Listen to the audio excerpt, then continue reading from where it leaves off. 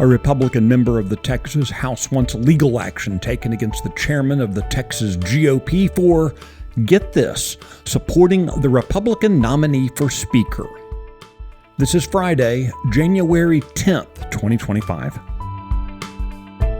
Texas Scorecard presents the day's first news for the Lone Star State, the Texas Minute, with your host, Michael Quinn Sullivan. Thanks for starting the end of your week with the Texas Minute. This coming Sunday marks the launch of a new show on Texas Scorecard called Real Texans. It'll be available on the Texas Scorecard website, on YouTube, and the various podcast platforms. The first guest is Lieutenant Governor Dan Patrick, talking about his expectations for the 2025 legislative session, among other things. I hope you'll check it out. Now let's jump into today's news. U.S. Senator Ted Cruz is proposing a constitutional amendment to impose term limits on members of Congress. Under Cruz's proposal, senators would be limited to 2 6-year terms, and members of the U.S. House would be limited to 3 2-year terms. Before it can take effect, the amendment must pass both chambers of Congress and then be ratified by 38 of 50 states. A companion measure was filed in the House by a South Carolina Republican. In the Senate, Cruz has 14 co-sponsors. Notably absent is Texas's other Senator John Cornyn. An analysis of the state's public universities finds that Texas A&M offers the highest return on investment for a bachelor's degree. According to calculations made by the Foundation for Research on Equal Opportunity, Texas A&M students earn an annual average of $51,963 1 year after graduating with a bachelor's degree, compared to the state average of $47,340.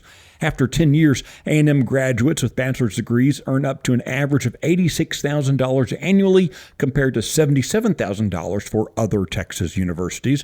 As you might guess, graduates with degrees in high-demand STEM fields are the highest earners.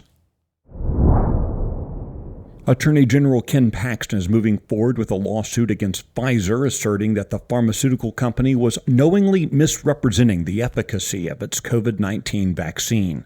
Paxton's office contends that Pfizer violated the Texas Deceptive Trade Practices Act by misrepresenting its vaccine as posing a 95% efficacy rate. This metric was reportedly based on misleading relative risk reduction statistics for vaccinated individuals generated by the company's initial clinical trials. Also yesterday, Paxton filed a lawsuit against the social media app TikTok and its parent company ByteDance. He's accusing the Chinese-owned social media platform of endangering minors and deceiving parents about the safety of its content. The lawsuit alleges that TikTok misrepresented the prevalence of inappropriate and explicit material on its platform while targeting young users with addictive features. An investigation by the Attorney General's office revealed that minors frequently encounter an endless stream of harmful and explicit material. The Texas Minute will be right back. The odds of winning the lottery are already slim. Get ready to play the games of Texas. But in 2023, with the third largest jackpot on the line, it became nearly impossible for the average Texan to win.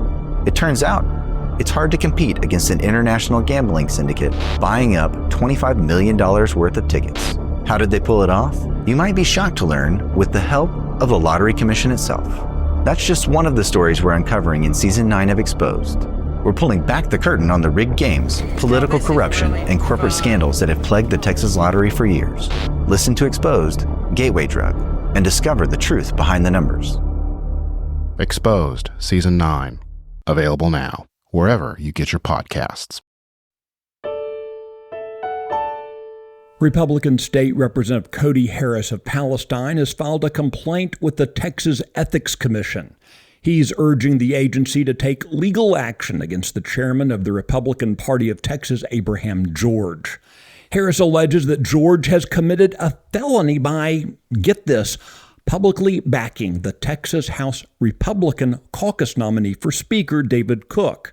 Harris is one of 30 Republicans backing a Democrat-led coalition in trying to install Lubbock Republican Dustin Burrows instead.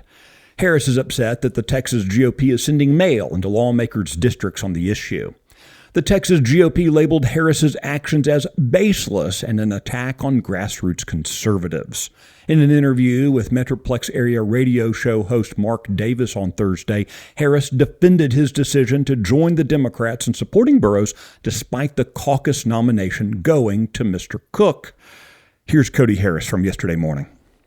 We want to get into the weeds on the caucus rules. The caucus rules say the member should support the Republican nominee. It does not say shall. Yeah, that argument over semantics sounds a lot like Bill Clinton's infamous hair splitting over the definition of the word is.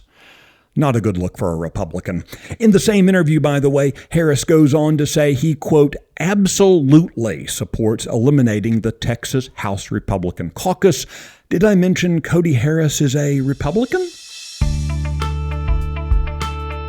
You can find the details of all the stories mentioned today and keep up with the latest news by visiting TexasScorecard.com. This edition of the Texas Minute was based on the original reporting of Ian Camacho, Valer Munoz, Luca Cacciatore, and Brandon Waltons. It was produced by Nick Shepard. I look forward to seeing you out around the Lone Star State. Have a great weekend. Thanks for listening to the first news of the day for the Lone Star State. This has been the Texas Minute with your host, Michael Quinn Sullivan.